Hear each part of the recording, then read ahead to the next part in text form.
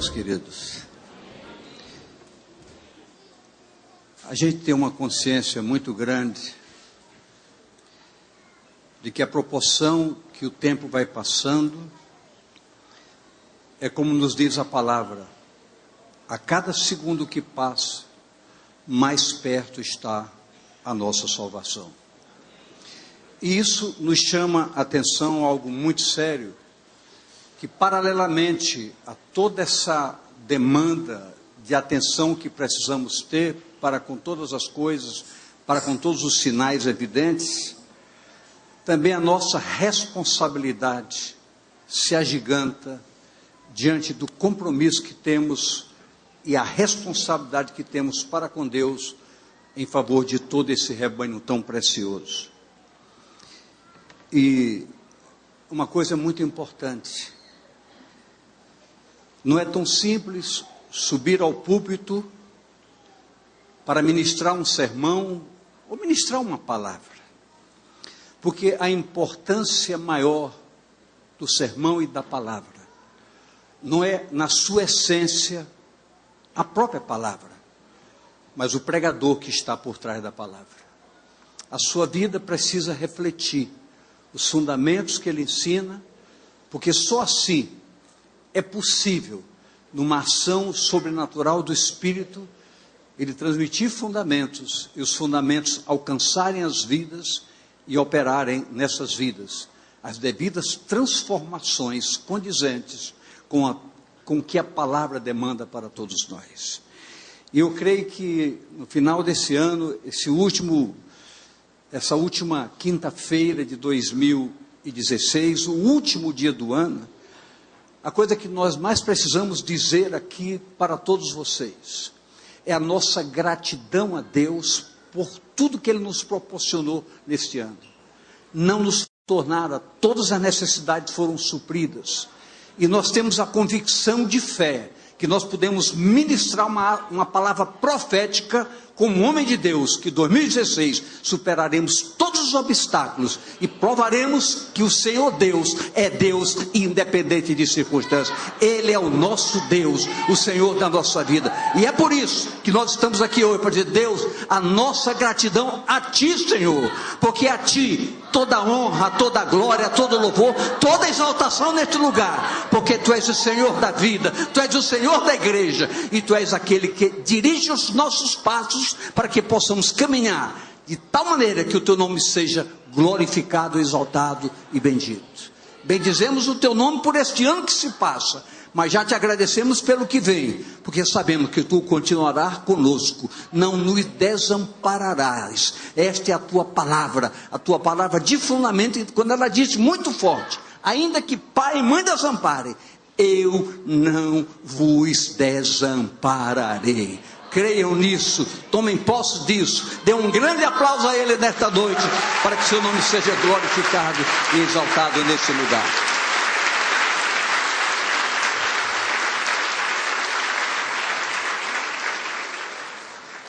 Deus, nós Te bendizemos, nós Te louvamos. Talvez procurássemos palavras adequadas para exteriorizarmos todo o nosso sentimento e o anseio do nosso coração em correspondermos a todas as Tuas expectativas. Obviamente que nós não acharíamos, a não ser dizer obrigado, porque Tu és o nosso Deus. Obrigado porque Jesus disse que sem Ele nada poderíamos fazer, mas Ele disse mais alto ainda, que nós somos a Sua própria vida. Por quê? Exatamente porque foi Ele que nos conquistou para isso, e nos separou para propagarmos essas verdades tão preciosas, advindas da Tua palavra. Queremos que nesta noite, Pai, o Senhor possa nos despedir deste ano, trazendo alegria ao Teu coração e regozijo para toda a Tua igreja. Que esse altar aprenda a gerar o fogo da unção, para que o rebanho possa se sentir contrito e quebrantado diante da Tua presença. Que nesta noite a Tua graça, a Tua paz, a Tua bondade mescle todo este ambiente, e todas as pessoas que estão aqui, estão no anexo, pessoas que não puderam estar conosco aqui nesta noite, até mesmo pela dificuldade de espaço, Mas, Senhor, nós temos colocado tudo isso em Tuas mãos. E essas pessoas sejam abençoadas, fortalecidas, renovadas.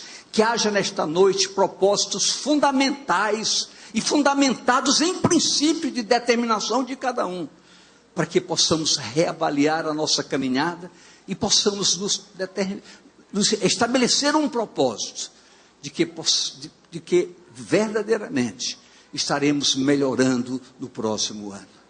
Que a vida de oração dessa igreja seja notória nesse bairro e nessa cidade. A oração dessa igreja possa sair como aroma suave, Pai, para as suas narinas, mas como fogo do Espírito para esta cidade, de maneira extraordinária. Que a meditação na Tua palavra por parte dessa igreja gere ensinos fundamentados para crescimento individual e para que cada um se torne um verdadeiro pregador, um verdadeiro ministro da Tua palavra para edificar muitas e preciosas vidas. Obrigado pelos Teus cuidados. Que nesta noite a ação do Teu Espírito permeie esse lugar e sejamos todos tocados pela delícia da comunhão da Tua presença. Nós oramos a Ti, Pai. Fazemos isso em nome do Senhor Jesus. Amém e amém.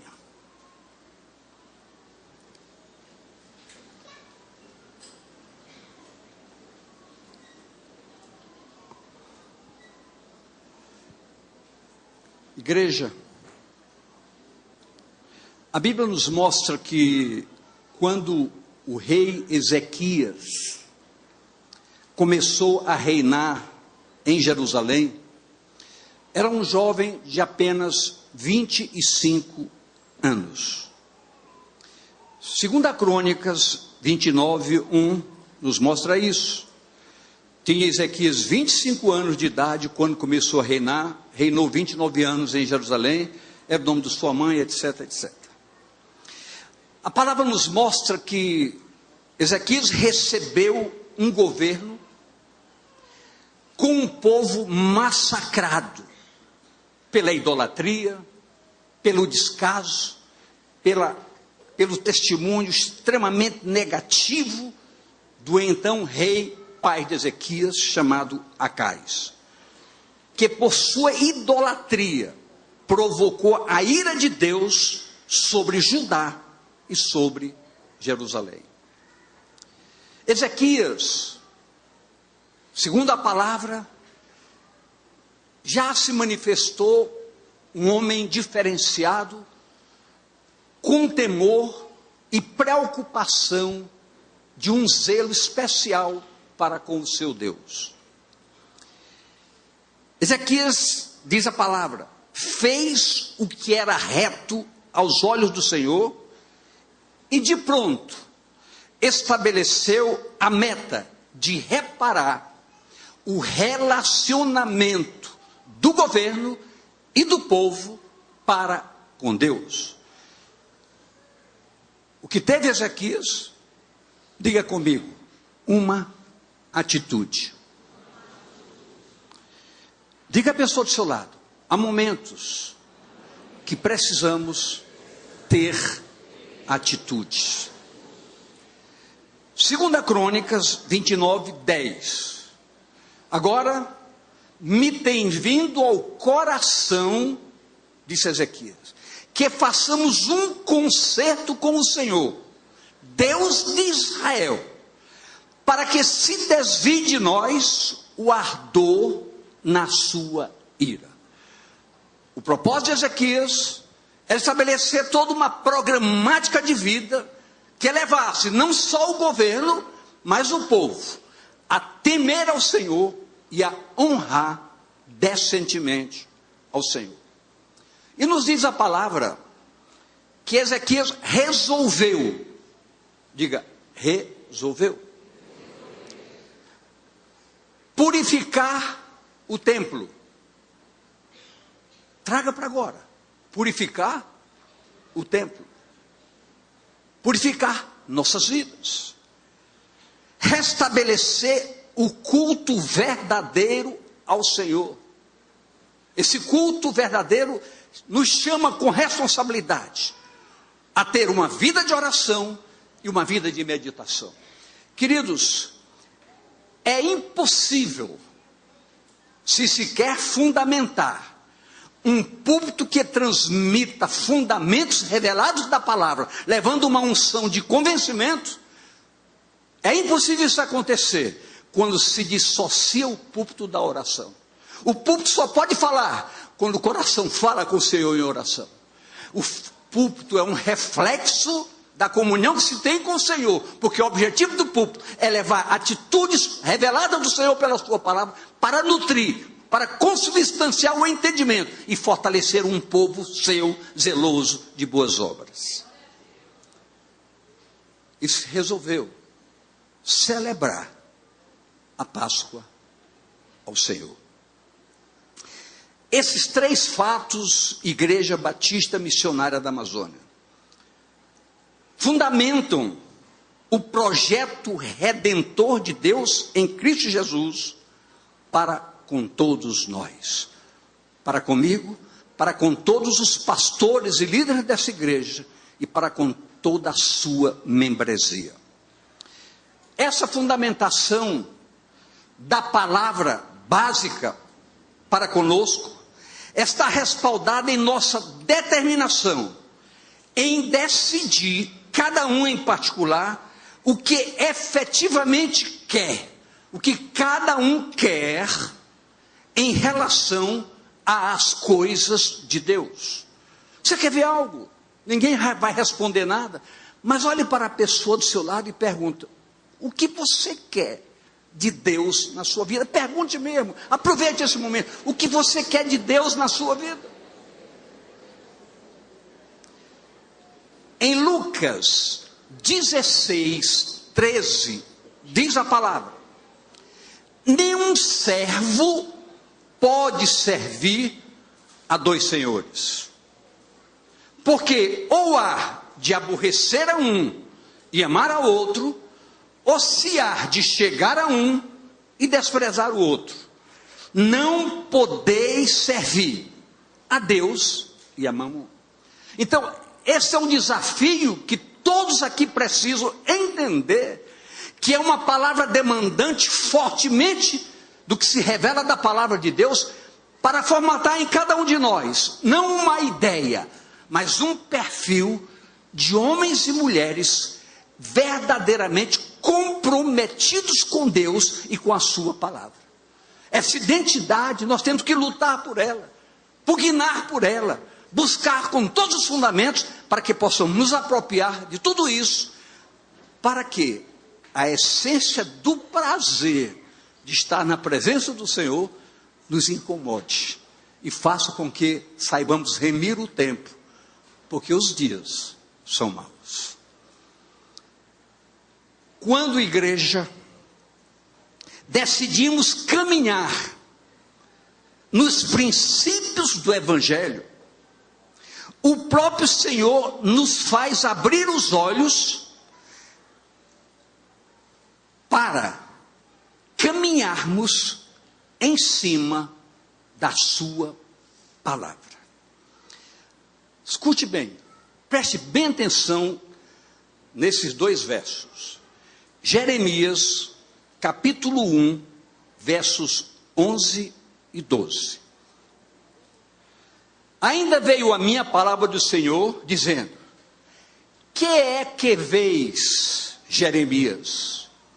E eu disse: vejo uma vara de amendoeira. Algo aparentemente sem nexo. Vejo uma vara de amendoeira. E disse-me o Senhor: viste bem, porque eu velo sobre a minha palavra para a cumprir. O que significa essa vara de amendoeira? Os estudos nos mostram que a vara da amendoeira lá florescia antecipando-se à primavera. Era a única planta que se antecipava antes da primavera para florar. Isso no hebraico significa shaked, ou seja, vigilante. E Deus disse: eu estou vigilante para com a minha palavra, para que o meu povo cumpra a minha palavra e viva a minha palavra. Então o Senhor está vigilante. Todos os fundamentos que a palavra revelam nos desafiam, porque o Senhor está de olho em nós para ver se somos verdadeiramente fiéis à sua palavra. E essa fidelidade só adentra no recinto do nosso entendimento quando nós temos o prazer de orar essa palavra, de meditar verdadeiramente mergulhados num propósito, de querer aprender para agradar o coração de Deus. Deus age, Deus opera e Deus vigia, como nos diz a palavra. Que essa igreja seja uma vara de amendoeira para velar pela palavra de Deus e se antecipar aquilo que o Senhor tem de precioso para todos nós. Nessa nova visão, brota em cada descoberta, quando assim o buscamos, um desejo cada vez maior, mais dinâmico, mais ativo, de conhecermos o Senhor, de termos intimidade com o Senhor, de podermos tocar na sua presença, de podermos sentir o gozo da sua presença. É um desejo que brota, que não se constrói, que não se fundamenta, ele acontece pela correspondência que Deus tem de fidelidade para com todos aqueles que o buscam. E ele diz: quem me busca, me acha. Quem pede, recebe. Quem bate, eu abro, porque eu sou fiel. Eu vigio para ser correspondente real da minha palavra. Assim é Deus. Assim é o Senhor Deus. Vê-lo de perto, sentir a sua presença, ter aproximação com Ele, e ter uma apropriação do que é uma vida ressuscitada. Olha o que nos diz Filipenses 3:10. Para conhecê-lo e a virtude da sua ressurreição e a comunicação de suas aflições, sendo feito conforme a sua morte.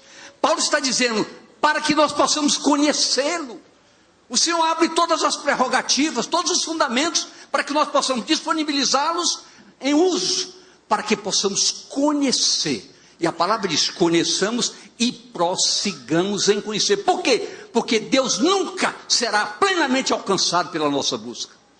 É por isso que ele diz: conheça e deseje conhecer mais. Porque a proporção que vamos querendo, Deus vai fazendo questão de se revelar intensamente para conosco. Isso precisa nos levar a Filipenses ainda, capítulo 3, 7 e 8, que diz: mas o que para mim era ganho, reputei-o perda por Cristo. E na verdade, tenho também por perda todas as coisas, pela excelência do conhecimento de Cristo Jesus, meu Senhor, pelo qual sofri a perda de todas essas coisas, e as considero como esterco, para que possa ganhar a Cristo. Esse sistema de troca não é algo mecânico, não é algo imposto, ou nem debate qualquer orientação, mesmo do púlpito, que vai acontecer. Isso vai acontecer pela sua busca, porque a proporção que você vai aprendendo a ter intimidade com Deus, ninguém vai ficar brigando para você não pecar, porque você vai sentir que o pecado não mais tem lugar na sua vida. Não é uma imposição, deixa de fazer, para com isso, não. É a substituição, o conhecimento do valor da graça, da essência da graça, daquilo que nos abastece no relacionamento com Ele, que vai nos levar a entender quão vale a pena trocar coisas abomináveis pela essência de uma vida cheia da graça, cheia da unção, cheia da presença, cheio do gozo do Senhor todos os dias em nossas vidas. Isso é busca, isso é determinação, isso é propósito, isso é fundamento. Isso serve para todos nós. Igreja,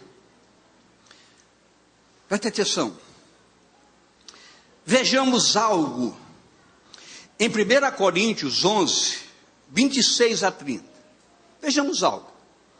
Porque todas as vezes que comerdes esse pão e beberdes esse cálice, falando sobre a ceia, anunciais a morte do Senhor até que venha. Portanto, qualquer que comer este pão ou beber o cálice do Senhor, indignamente será culpado do corpo e do sangue do Senhor. Examine-se, pois, o homem a si mesmo, e assim coma deste pão e beba deste cálice. Porque o que come e bebe indignamente, come e bebe para a sua própria condenação, não discernindo o corpo do Senhor. Por causa disso, há entre vós muitos fracos e doentes, e muitos que dormem.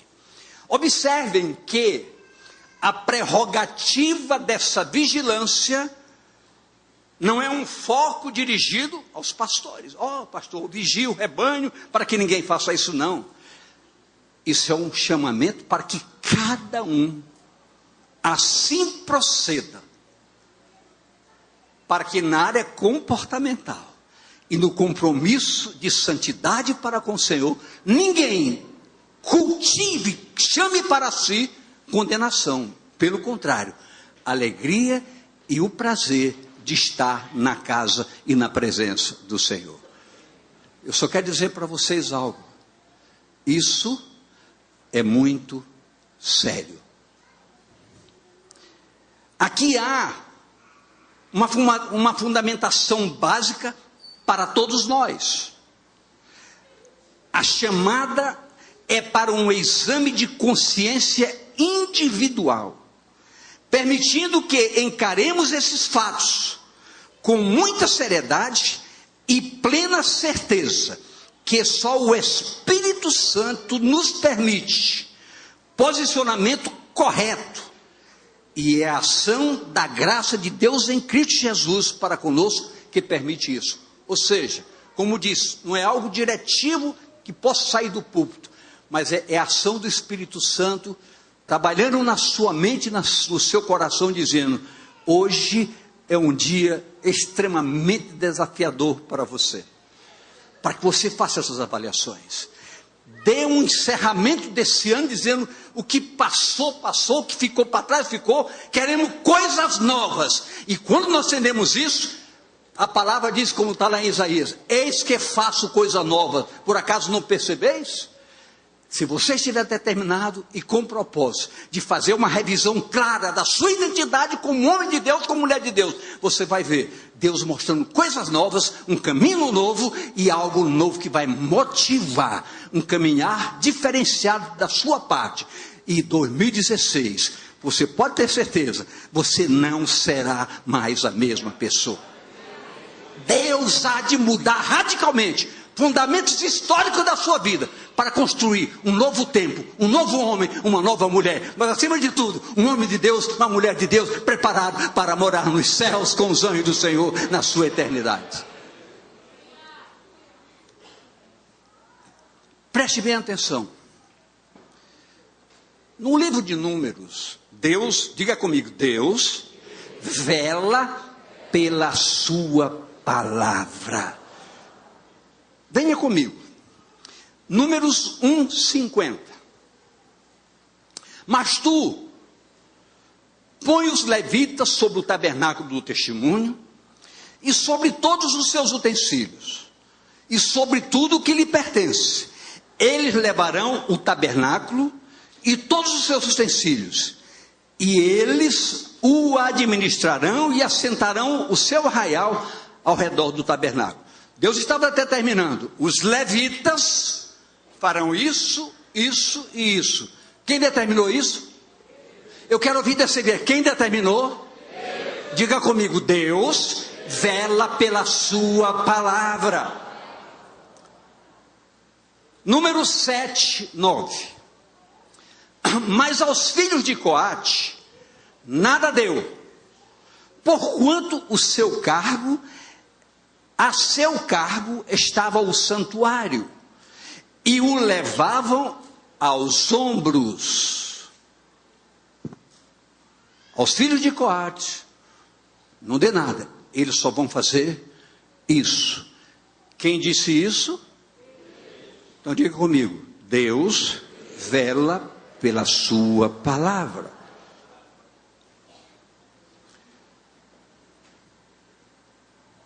Deuteronômio 10, 8. No mesmo tempo, o Senhor separou a tribo de Levi para levar a arca do concerto do Senhor, para estar diante do Senhor, para o servir e para abençoar em seu nome até ao dia de hoje. Um decreto foi estabelecido por Deus, registrado na sua palavra, e Deus vela pela sua palavra.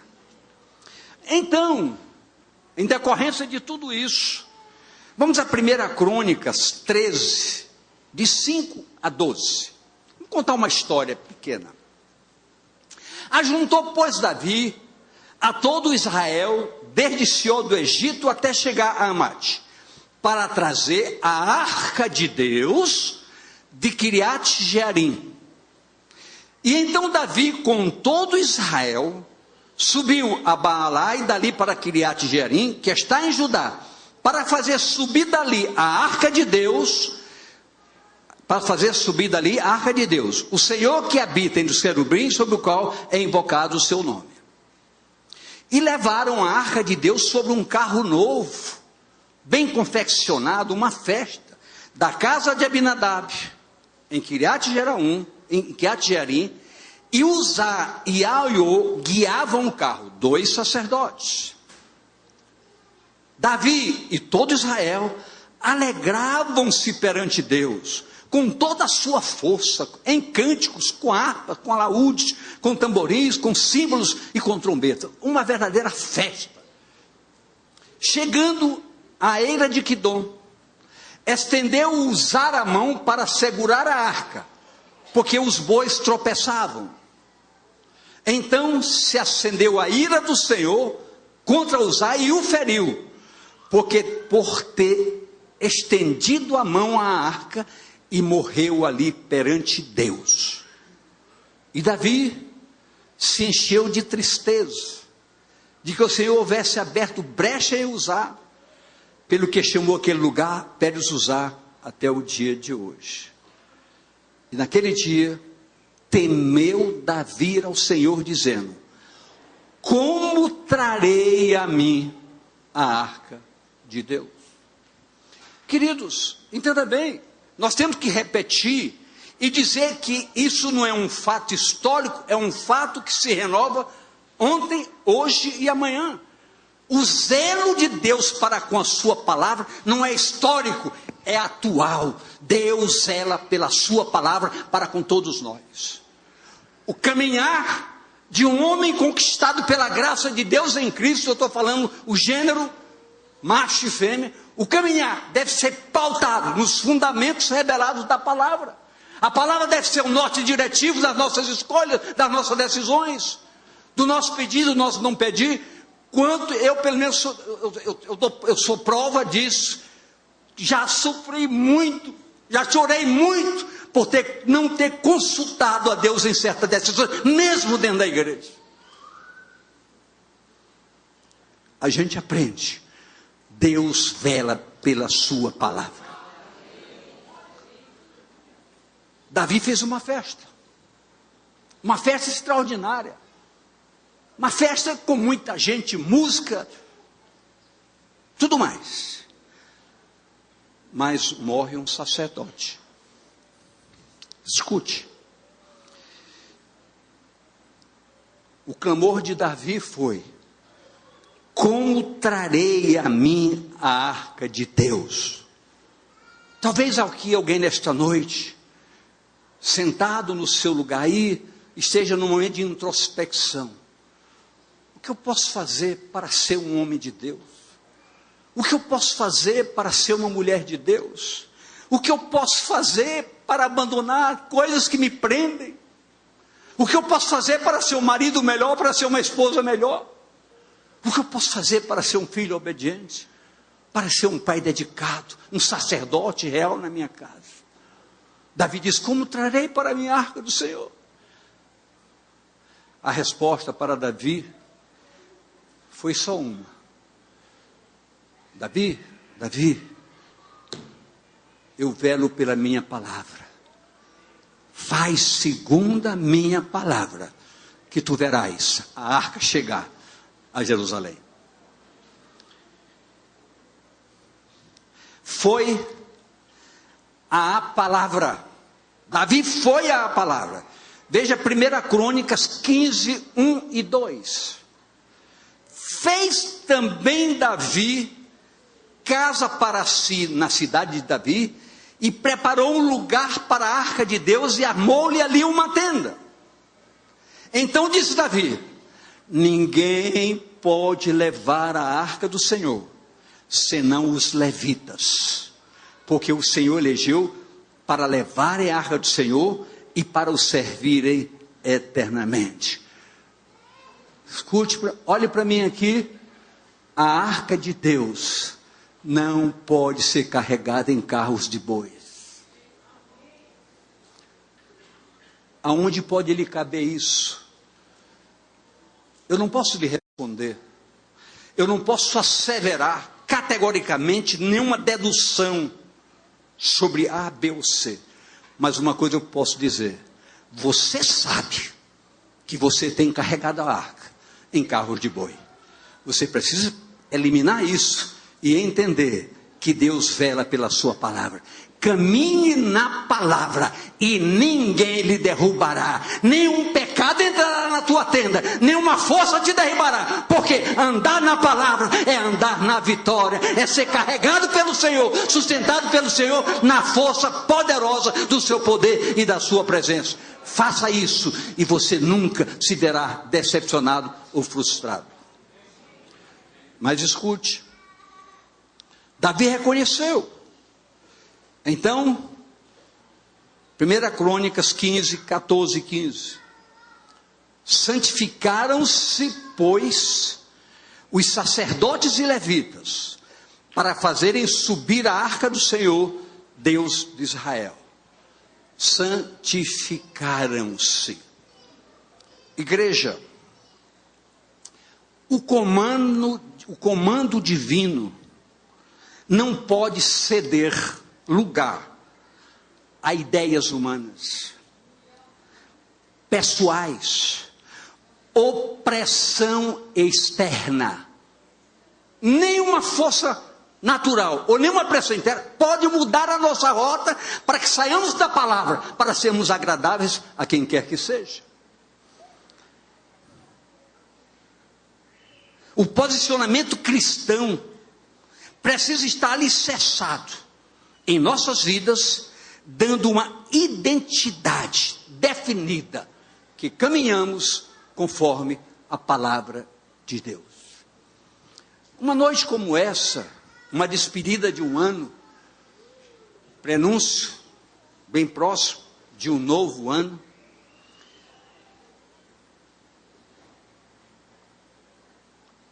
é importante que cada um aqui faça essa sua análise, essa introspecção verdadeira. Quem sabe há coisas que nós temos que abandonar agora e não transformamos o val para o próximo ano, levando coisas indevidas, cargas pesadas desnecessárias. O desejo do nosso coração sincero é ver você feliz, é ver você progredir, é ver você se tornar um conquistador, uma conquistadora, um homem de Deus, uma mulher de Deus, um homem de oração, uma mulher de oração. Ninguém segura uma igreja que ora, ninguém. Moisés, chamado por Deus, um coração aprovado, a palavra revela. Preste atenção, Números 20, 10 a 12. E Moisés e Arão reuniram a congregação diante da rocha. E Moisés disse-lhes: ouvi agora, rebeldes, porventura tiraremos água desta rocha para vós? Então Moisés levantou a sua mão e feriu a rocha 2 vezes com a sua vara. E saíram muitas águas, e bebeu a congregação e os seus animais. E o Senhor disse a Moisés e Arão: porquanto não me crestes a mim, para me santificar diante dos filhos de Israel, por isso não metereis essa congregação na terra que eu lhes tenho dado. A pressão do povo em cima de Moisés o revoltou e fez com que ele agisse fora dos princípios. Queridos, Deus não inocenta o culpado. Você está me ouvindo? Por favor, quem está me ouvindo, me dê um sinalzinho. Deus não inocenta culpados. Deus precisava ser glorificado na atitude de Moisés, porque Deus disse: leva o povo, eu me encarrego de abastecer o povo. Não foi glorificado. Moisés deixou de entrar na terra, deixou de levar o povo à terra. Números 27, 12 a 14. Depois disso, disse o Senhor a Moisés: sobe o monte Abarim e vê a terra que tenho dado aos filhos de Israel. E havendo visto, então serás recolhido ao teu povo, assim como foi recolhido o teu irmão Arão. Porquanto rebeldes fortes no deserto de Zim, na contenda da congregação, ao meu mandado de me santificardes nas águas diante dos seus olhos. Estas são as águas de Meribá. Diga comigo: Deus vela pela sua palavra para a cumprir. O rei Saul foi pressionado pelo povo, perdeu o reino. 1 Samuel 13, de 8 a 14. E esperou 7 dias até o tempo que Samuel determinara. Não vindo, porém, Samuel a Gilgal, o povo se espalhava dele, pressionava. Então disse Saul: trazei-me aqui o holocausto e ofertas pacíficas. E ofereceu o holocausto. E sucedeu que, acabando ele de oferecer o holocausto, eis que Samuel chegou. E Saul lhe saiu ao encontro para o saudar. Então disse Samuel: que fizeste? Disse Saul: porventura via que o povo se espalhava de mim, e tu não vinha nos dias aprazados, e os filisteus já tinham se juntado em Miquimás? Eu disse: agora descerão os filisteus sobre mim a Gilgal, e ainda a face do Senhor não orei, e forcei-me e ofereci o holocausto. Então disse Samuel a Saul: agiste nessemente, e não guardaste o mandamento que o Senhor teu Deus te ordenou, porque agora o Senhor teria confirmado o teu reino sobre Israel para sempre. Porém, agora não subsistirá o teu reino. Por quê? Porque Deus vela pela sua palavra para aguardar. Com a morte de Salomão, o reino passou a seu filho Roboão. E a palavra nos mostra que, por causa das atitudes de Roboão, muito embora fosse um projeto divino, o reino de Israel foi dividido, porque ao invés de Roboão consultar ao Senhor, consultou seus companheiros. Deus vela pela sua palavra. Igreja, por fim, eu quero dizer bem claramente para essa igreja: os desvios têm sido provocadores de desastres espirituais. A caminhada mais coerente que todos nós precisamos ter é o estabelecimento de um programa sério de meditação com estudo em oração da viva e bendita palavra de Deus. A palavra igreja é a orientação e resposta a todas as expectativas que uma igreja possa ter quando caminha debaixo da graça. Eu queria fazer só uma pequena observação sem grifos. Certas concessões nossas põem em risco a vida do rebanho, pois leva o púlpito a um descrédito. Mas quando um púlpito doa em quem doer, não foge da palavra, ele não perde o crédito, porque o Senhor sustenta a sua palavra, e Ele vela pela sua palavra para cumpri-la rigorosamente.